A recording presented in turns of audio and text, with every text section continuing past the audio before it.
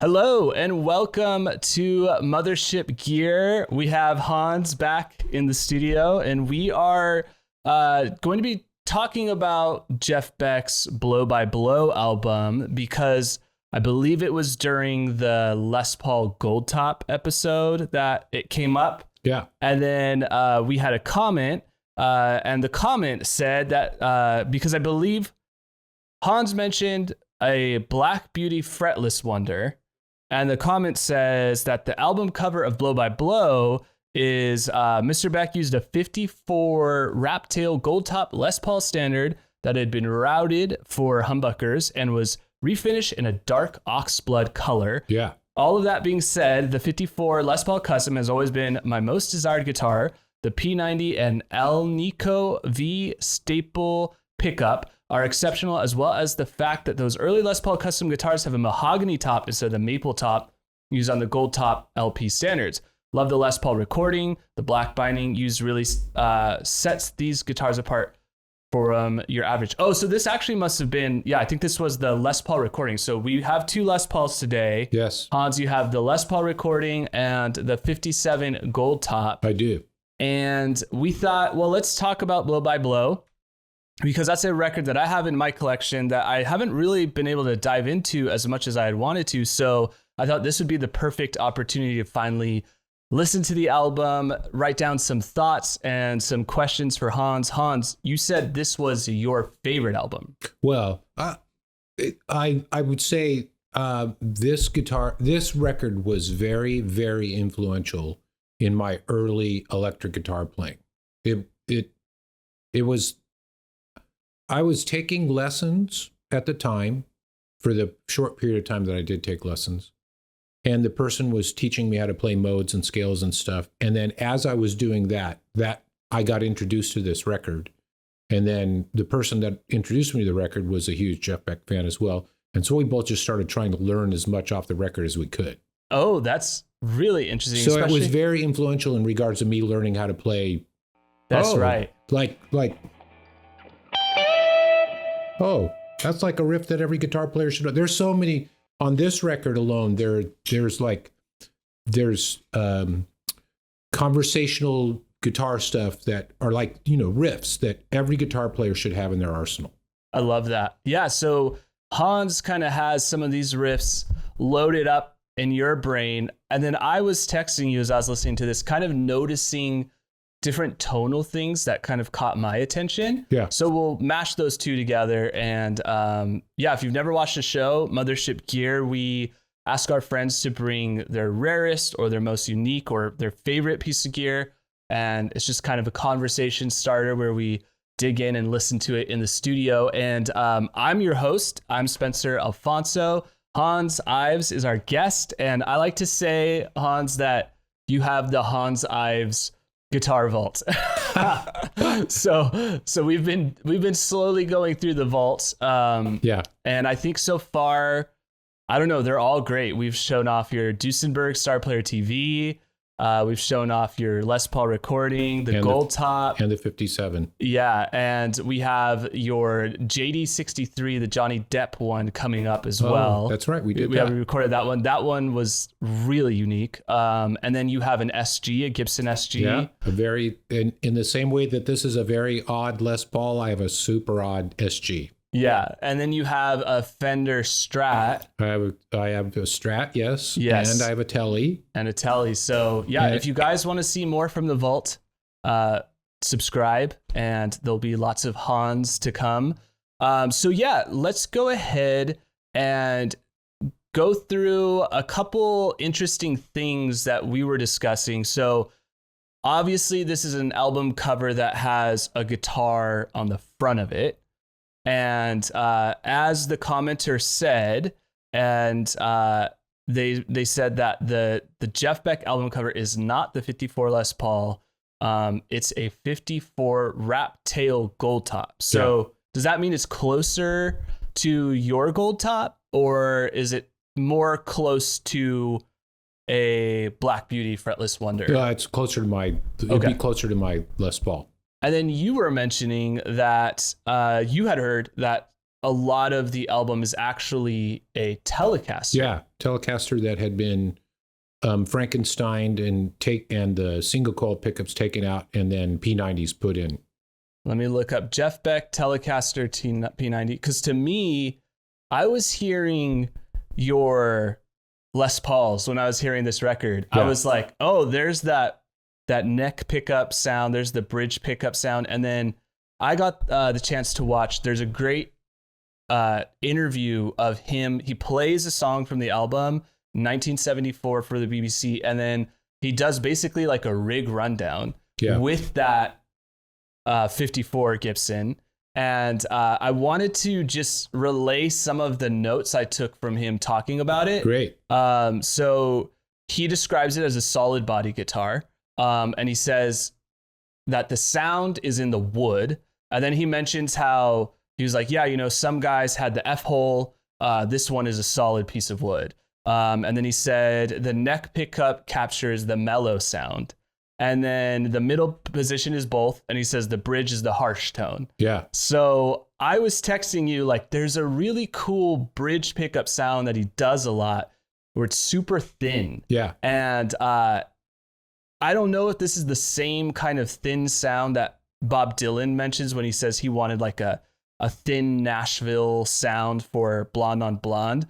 But when you think of these thin sounding Gibsons, what comes to mind for you? Is it Jeff Beck, or what do you think the roots of that like bridge pickup, kind of bright, kind of like harsh as he calls it? Like, what is the roots of that in popular music, or is this really, maybe Jimmy Page I think does that a lot, right? I think it's just that sound is what we equate now with guitar, basically rock guitar. Jimmy Page would have been doing it. The Allman Brothers would have been doing it. Same deal. Eric Clapton. That it's the aggressive rock sound. And I don't know that I would call it thin, but when he wanted it thin, my guess is that he was using that pickup and then backing the... It could have also been the Telecaster. It very easily could have been, yeah. Yeah. And then the mellow sound is what I hear him doing a lot, where I kind of describe the sound on the record when he does, when you could tell it's the neck, which I guess on a Gibson Les Paul is called the rhythm. Yeah. So when he does that rhythm sound to me, it sounds very kind of scooped, like mids, and very expensive sounding. Yeah. Almost more like a clarinet, which I think you had mentioned. I really like that sound. And I like how he, in one song, he'll be flipping between the rhythm. He'll have an overdrive, which in the interview, I saw it's called color sound. Does that ring any bells to you? An overdrive kind of. Oh, I think color sound is a drive pedal. Yeah. So he has it significantly boosted in volume. Yeah. And he uses it to add significant volume to his amp, which he was running out of an Ampeg. There was an Ampeg on stage right next to like a Fender Champ, it looked like. Wow, yeah. And he said that he actually sometimes prefers smaller amps because they can add to the nuance of playing. And he was like, sometimes when I have the big, Marshall stacks or whatever, I don't know what cabinets he uses, but he was saying when he does play in front of larger audiences, that it's a great sound, but he actually kind of likes the sound of these smaller amps. Yeah, it makes sense. It gives you a smaller amp is going to an amp like 100-watt Marshall.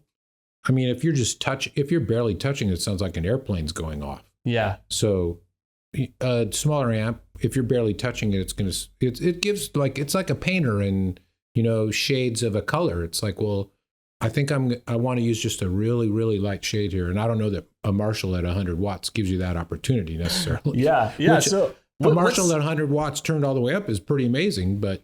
What's the Ampeg situation? Have you seen that before? I'm not an Ampeg. I mean, everybody I know, you probably same with me, you equate Ampeg with bass amps and not guitar amps. Yeah, it was kind of surprising. And then I thought maybe he's using that as like the speaker and he's got the Fender wired into it. Yeah. But then he goes up to the amp peg And turns it up? Wow. and gets sustain from it, and it's like the main amp. I'd be interested to know exactly what that is. We should try and find that up and put it in the notes. Yeah. Because it's not that much different than a guitar player wanting to plug into a Bassman. Yeah. Because it might be a bass amp. I don't know. Yeah, it was really interesting. So he also said that he uses light strings because he says he has weak flesh in the fingers. Yeah, I know that. I mean, maybe that's why he says it. But one of Jeff Beck's real brilliant things is that his touch on the guitar, the phrasing, and the way he would bend a note. Like one of the things that Jeff Beck does on one of the songs is this.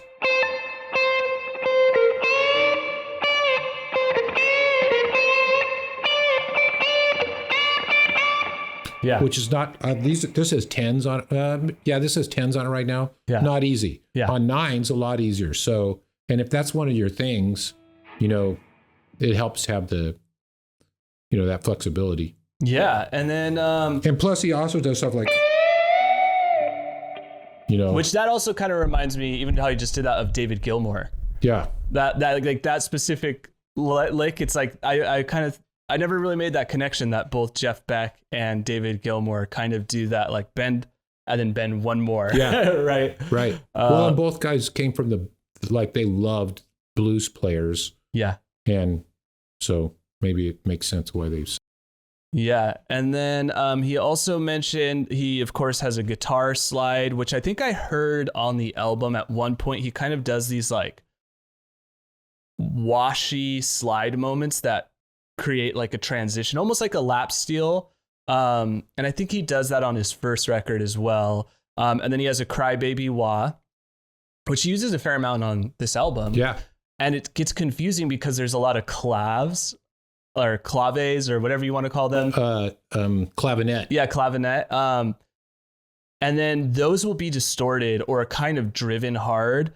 And then he'll have some kind of fuzz or some kind of overdrive. Maybe it's just the amp. Maybe it's a pedal. I'm not sure what he was using for his fuzz. But when he's using the wah and then you have a clavinet, it's like they use the keyboards and synths as rhythm guitar. Yeah, it's very interesting. Yeah, and so I was noticing a lot of that. And then he said, with the color sound, he says it adds tonal qualities for bass and treble as well. So he's using it a little bit as an EQ or to shape the sound of his amp, probably. Like we would use, it's a boost. Yeah.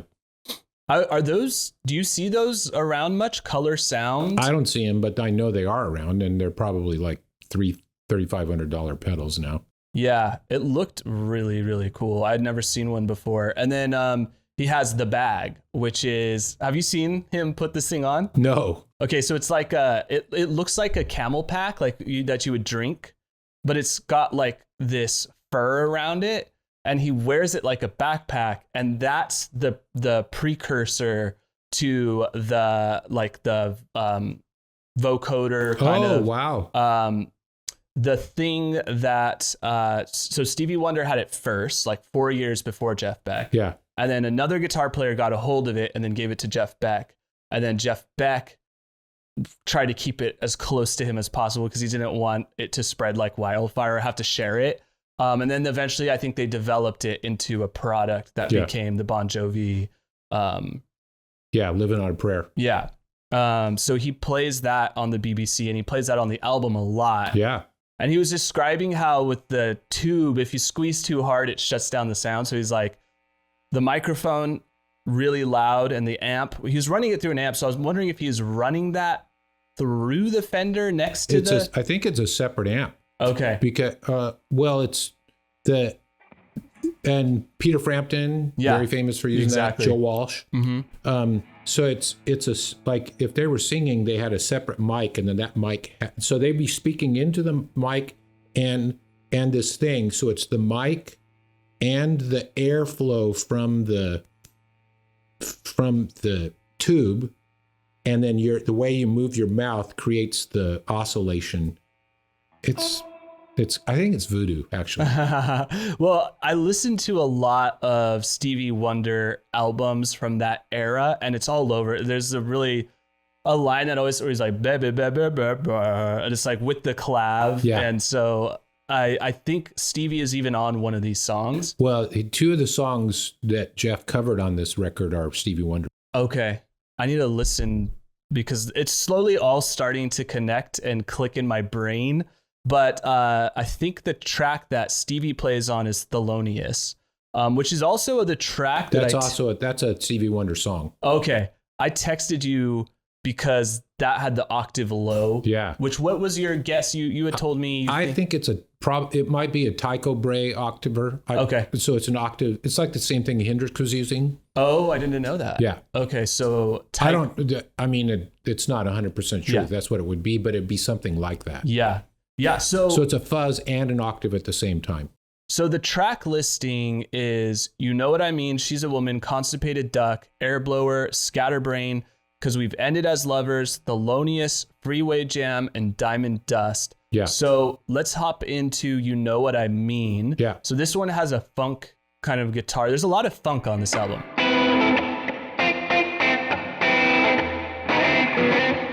Yeah. So that riff to me is very James Brown. Yeah, right? It's very, well, for sure.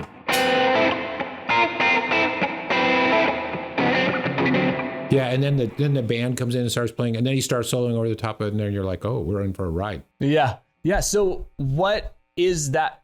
Do you know what chord that is? Yeah, that's a D9. And a D9, I think that's a 13. And then that's a sharp 5. I'd have to do the math on what that note is. Maybe, I don't know, I'd have to do the math. I know that's a sharp 5. That's a cool... Definitely a James Brown chord.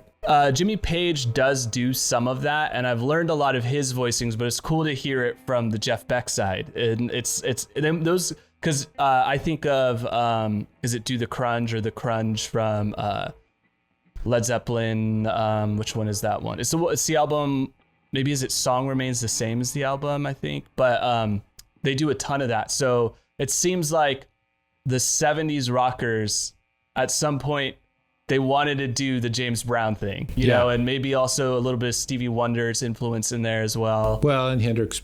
Yeah, Hendrix. Yeah.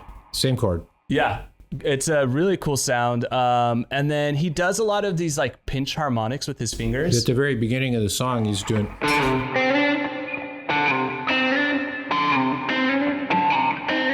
And what's really cool about it is it gets progressive. It's like the touch gets better and better, and then he starts playing soloing, and he's like full on into it. It's like, I mean, in the first 30 seconds of the record, you're like, oh, this guy's brilliant. Yeah. Is that what you thought when you first heard it? Who showed you this record? I'm sure when I first heard it, my jaw dropped. I was like, oh, wow, so that's what you got to do. Yeah. I think it was more like, that's what I want to do. I mean, I am not I'm not near as good a guitar player as Jeff Beck, but I've learned a lot from him. Yeah. So you were listening to folk. Had you already been absorbed into rock at this point? Well, yeah. I mean, I was. Yeah, sure. I started as a folk player because I had an acoustic guitar. So what else am I going to do? You know, and plus, I wanted to play. The joke would be that I wanted to bring out my acoustic guitar and play songs that were going to get girls to come sit next to me. Well, in the BBC performance, he looks like a member of the Rolling Stones or a member of Led Zeppelin. He has, for a guitar savant, he's more than just a guitarist. He has a look and an image. Yeah, I don't think that the savant thing, obviously people around him must have known. I mean, he got some amazing gigs. Mm-hmm. So I don't think the savant stuff started showing up until these records, like for the world to see. Yeah, I'm sure all the insiders knew that he was outrageous. And speaking of savant, so this is produced by George Martin. Isn't that amazing? Yeah. That's like what an amazing thing. It's like George Martin producing your record, and you got these great session players with you, and you're known as a rock guy, and then you start off your record with a super funky thing. It's like you're basically planting your flag, saying it's like I bet you thought you knew me, and you didn't, and you don't. Yeah. Well, I was telling you, my introduction to Jeff Beck was probably with the Yardbirds, but then more as a solo artist would be with Truth, which is like the Rod Stewart kind of thing. And that's a lot more in the vein of Cream and Led Zeppelin, and Jimi Hendrix. And, this album is like a departure from that. Well, it's like all of a sudden you start seeing the scope of like really what's inside the box. Yeah. Now, you were mentioning your theory is that he's using multiple guitars. Yeah. There's obviously layers. My theory is, and I want to say it's, you know what I mean, there is very clearly a rhythm track that he's doing stuff on. Yeah. And then he'll solo clean, and then he'll do something with dirt. And my theory is, if you're hearing like a dirty solo, like it's some kind of tube saturation, and then the tone shifts, but it's still saturated, that's him flipping. Yeah, it's him using the tool. And then if there's a part that's staying throughout the whole song, that's my theory is that's when he grabbed a different guitar. Yeah. And just kind of kept that sound there. On the song, She's a Woman. Okay, so that's like a reggae takeoff on a Beatles song. Okay. And there's a moment where he's playing he's gone from that talk box thing, playing kind of a dirty thing, and then to a completely, what sounds to me like this guitar can actually do it. So it's, I'm in the wrong setting. Everybody loves this part of the show. So, yeah, that's going to the out of phase thing.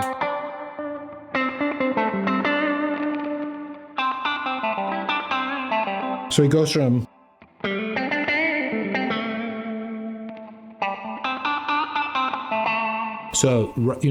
in one phrase. So it's, and definitely different guitar.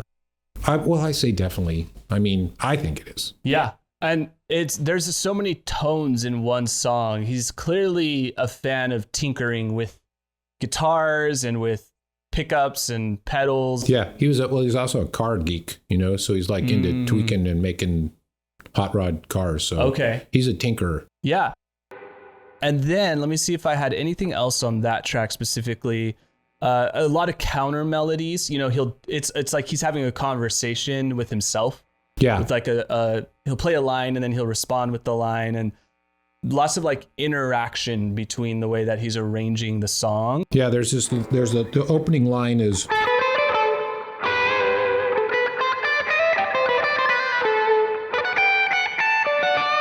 So that's the main riff, but how he plays that line, and that sounds overdubbed to me. It's really interesting style. It's like, I wonder who was doing that kind of style around that era. Were there other guys or is he kind of as rock? Like I don't, maybe I didn't. Rush was thing. Rush around? No, I don't maybe think this is before that. I don't know that there was anybody else that was a rock player necessarily that had come from that I know of that did Here's My Solo Record. And first of all, to even have a record deal to do it is pretty amazing. And I think this went platinum. It's crazy. Yeah. Yeah, I can't imagine with how competitive that market would have been in the 70s to go platinum with a solo guitar rock record. Wow. Yeah. Come on. And then the next song, Constipated Duck, has a lot of clavinet. I said that this one's funky. It has delays, pinch harmonics. Again, and I said the bass has this really nice subby low tone to it that just feels really hi-fi. Yeah. And what I like about this record is it doesn't sound overproduced either. Yeah. It's pretty wide open. Yeah, there's not a lot of overdubs at all, which I think is akin to the fact that the guys that you were playing with, all those guys are like jazz session people. Oh, okay. So they're like overdub. It's like, no, that was like against the rules. Yeah. The guys in the band are, let's pull up. So we got Max Middleton on keyboards. Yeah. And then we got Phil Chen on bass. Yep. And then Richard Bailey on drums and percussion. And then Stevie Wonder with uncredited clavinet. George Martin producing and doing orchestral arrangements. And then Denham Bridges engineering. Yeah. Yeah, great players. Like everyone is keeping up with him and it's amazing to listen to. Yeah. Air Blower, I wrote, also very funky. And blending guitar with synth, it sounds like. There's like these weird kind of double interactions. Yeah. And more wah-wah. And it sounds like there's a Moog kind of filter on there. Were you seeing that in the 70s with guys using... On the guitar? No. So what would that be? If it's kind of got like this fuzz and some kind of like LFO thing going on. It could be, it could be a wah-wah that's yeah, like set. Yeah. And that probably makes more sense. Yeah, it would. I also noticed how quiet the cymbals are. It's got a really distinct snare sound and a really distinct kick sound. And then he's playing like some kind of rider or China cymbal or something that's very far away. Yeah. So that's a sound that I'm always curious how they achieve that. I think that might be a George Martin thing because Ringo will always have this really clear and present kick and snare, and then the cymbals are never too loud. Yeah, the record feels to me like it's recorded like a jazz record. Like, and then with rock sounds and maybe rock approach, but it sounds, Okay, so Scatterbrain. Yeah. This was my favorite track. Okay, so here's the thing about this. So I was like, I don't know, let's see, 75. I was 18. No, 16. And that track scared me. It has a darkness to it. Well, and just that playing is just like, it was like so like, wow, that is so far beyond anything that I can do technically. And I knew there was something odd about it. So then as I was preparing for this, I listened to it the other day and I thought, well, what is that time signature? And it's 9/8. Really? So it's, so if you were to play the song, you count, it's 9/8. And then there's a riff that then goes to 3/8. And then back to 9/8. Is it like the? Yeah, that's 3/8. Yeah. So if you were to play the track. Yeah. And then 1 2 3 1 2 3 1 2 3 1 2 3, and then he starts soloing, and this is super cool. And then when he's soloing, 4/4. Yeah. So it's like now, but then later he's actually soloing over the 9/8 section, which is just like. Yeah, it reminds me of Jimmy Page in that it's not using a traditional American blues scale. Yeah, well, and that's when that's part of the scale. First of all, the scale is like a little trippy. It's like, oh, you're throwing notes in there that make me be afraid. And then it's that time signature, and it's the strings underneath it, and the drummer is playing. It's just like that's everybody's in that session right there. Is that like they are so good. Yeah, it's just refreshing if you're going to warm up. It's a good warm-up song because it's taking you outside of the pentatonic scale. Yeah. And I think guitar players are always looking for an opportunity to play something other than the pentatonic scale. Yeah. So it's a really cool I don't even, what would that scale be? What do you know? Well, it's a version. Probably it's a minor scale, but it's just there's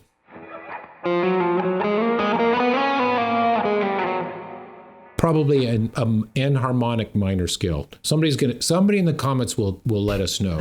And is it called modulating? How it's just moving up chromatically, half steps, right? Mm-hmm. And then when the orchestra comes in, that's really cool too. Well, and then so it climbs up and then it does that 3/8 riff, bow, bow, bow, bow, and then it's back to the original key. Yeah. And then it changes. Then one of the times it changes when they start doing the soloing. Yeah, such a cool song. Really great. Again, this is where I was noticing like a fuzz sound. So I don't know. I was, with humbuckers. You could kind of fake fuzz, you know? Different, just messing or you drive the preamp and you have fuzz, right? Yeah. So I don't know if it's just that, or if it's a fuzz pedal, or if it's an overdrive, or if it's his amp. But there's these really, and I was describing them as fizzy. There's like a fizzy higher, and then there's a smoother kind of low, kind of more together, close sound. And the fizzy stuff is cool because, again, it's kind of that messiness that I like about this record. Is if this was to be produced today, a lot of those sounds would, even the distortion, become so clean. You know, everything's so polished and smooth, and you don't hear a lot of these kind of open, fizzy sounds that are just kind of, they are what they are. Yeah. And that's what I love. Is it's like expensive guitars, expensive equipment, but it's pretty raw sounding, at least to modern ears. It sounds very in the moment. Yeah. Like, oh, that was the take. There you go. Yeah. And I love, he kind of does the Jimmy Page thing where it's like he's kind of sloppy, and he doesn't have to play sloppy. Yeah. It's like he kind of doesn't articulate everything, but because it's clean, like this, it's not crazy saturated. I respect it more because you're not hiding behind saturation that makes it so easy to play. Yeah. And it keeps it kind of punk rock. Yeah. It does sound like there's a lot of compression. Yeah, exactly. Which smooths away all the edges. Yeah, totally. I just love those tonal choices. I think those are cool. And I would love to hear more of that from guitar players doing these types of records. When he gets to the solo section, there's just such great stuff where he's also using touch and, pinch harmonics. Yeah. And the way just the left hand on the guitar, just super good. Yeah. It's a great, To Be I wrote, Broken Apart. At least that's for 'Cause We've Ended as Lovers. Which, by the way, is one of my, if it's not my favorite guitar solo like instrumental guitar solo song of all time, it's in the top 3. Do you have any of this song downloaded into your brain? Is there any riffs that stuck out that you've learned over time? Well, just the opening riff is just amazing. Well, he starts with a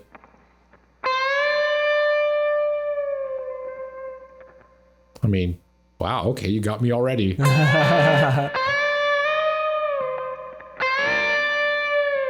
And what's cool is he's playing that, he's pedaling that, and then the changes underneath are super cool and jazzy, and the guy's playing that stereo Rhodes piano thing, which is super wide and wobbly. Uh-huh.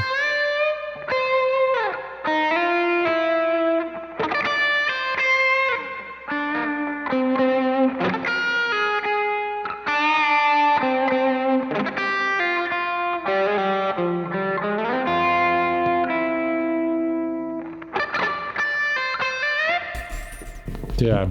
I learned that song as much as I could. The Jimmy Page version of that is oh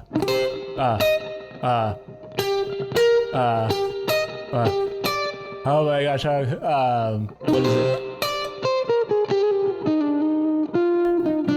You know what song I'm trying to play? No. Since I've Been Loving You? Oh. I'm trying to remember it, but it's got that similar kind of moment for these guitar players to show off their... That's what I was looking for. Yeah. Well, and what's cool is when there's just like, what's great, and no shade on super intense shredding guitar playing, because Jeff Beck is a massive, that last song, Scatterbrain, shows, okay, he's a shredder. Yeah. But it's the stuff that I think is so, it's the touch stuff, like, so, just even that note. So instead of,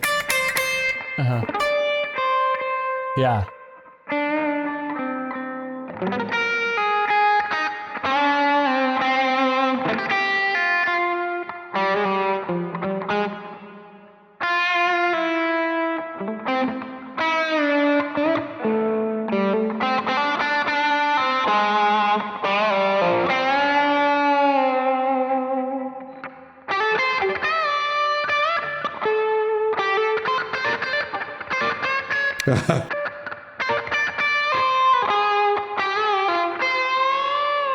I mean, yeah, he's got a really smooth style, but then he likes to switch. That's one thing that is tricky about learning his songs is with like a Jimmy Page song, a lot of it is in, I think, this hand.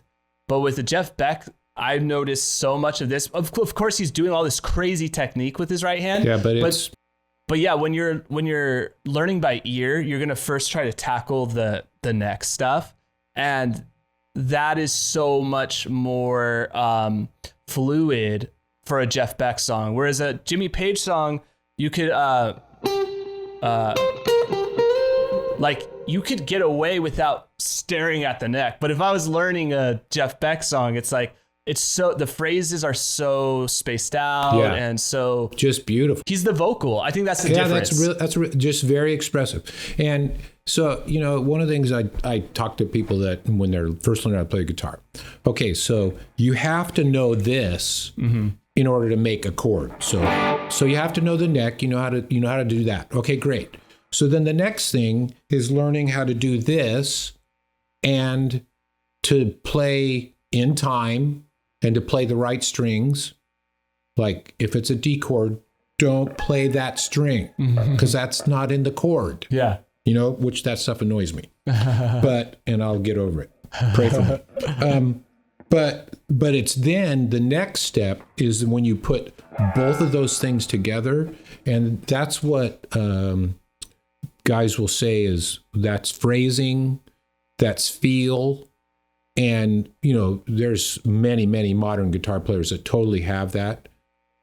And Jeff Beck for sure has it. It's the combining of those two things in a really artful way. Yeah, it's really brilliant. Yeah. And again, it's not leaning on muscle memory. I think that's the thing that I really appreciate about Jeff Beck is if you're going to learn a Jeff Beck song, you're learning his lines. You're not, like, there are riffs, like you said, that you'll recognize other guitar players playing, but that's not enough to carry you through. Yeah. Like, you could learn a lot of classic rock songs as little phrases that are jumbled together. Yeah, well, for instance, there's a thing. I'm sorry if I'm interrupting you, but there's a riff that he uses twice in this song on "'Cause We've Been Others," which is basically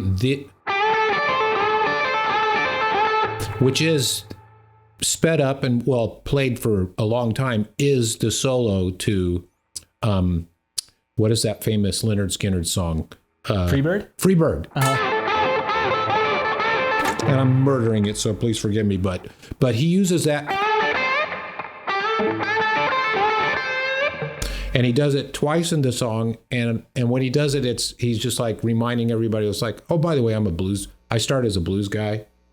And then Yeah, it's like if you grew up learning these songs, you're like, oh, there's a second where I already know what he's playing. Well, and then the rest, it's like, I got to learn all of this Which stuff. is why I say that this is, I mean, if you're a fledgling guitar player, or not a fledgling, if you're a new guitar player and you're wanting to really expand your repertoire and expand your dialogue, learning like songs off a record like this, and there's another guitar player we could talk about later on who played with Steely Dan all the time, but same deal. It's like,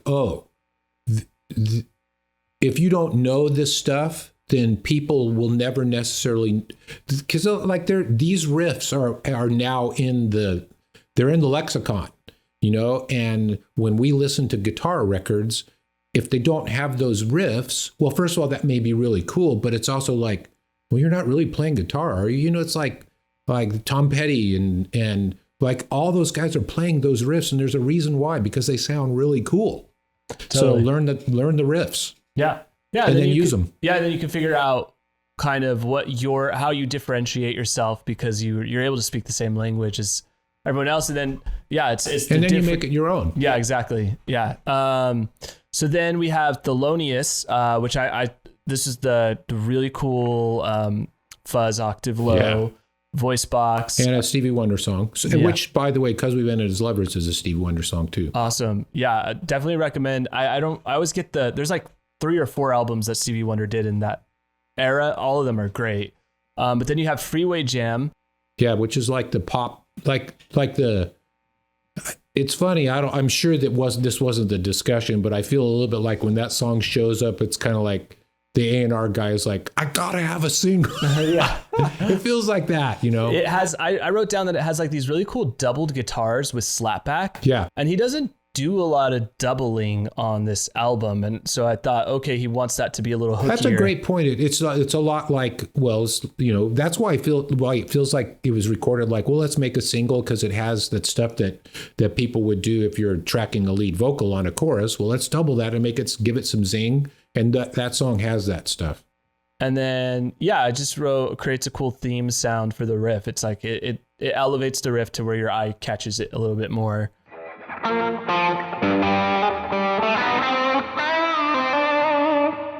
Yeah, and then Diamond Dust is the last track, and I just wrote down that there's piano on there's strings, maybe a mellotron, and there's this really cool kind of modern sounding sub bass that's kind of plucky. Yeah.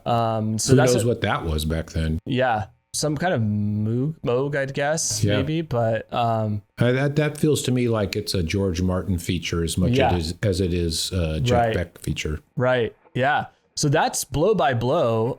Is there any other part of this album that you wanted to touch on before we conclude? I guess the maybe on just that song, the cover of the Beatles song, how it's wild that, I mean, if you go back and listen to the Beatles song itself, She's a Woman, and then listen to you would never know that those are the same songs necessarily, because one is a straight ahead early 60s pop song.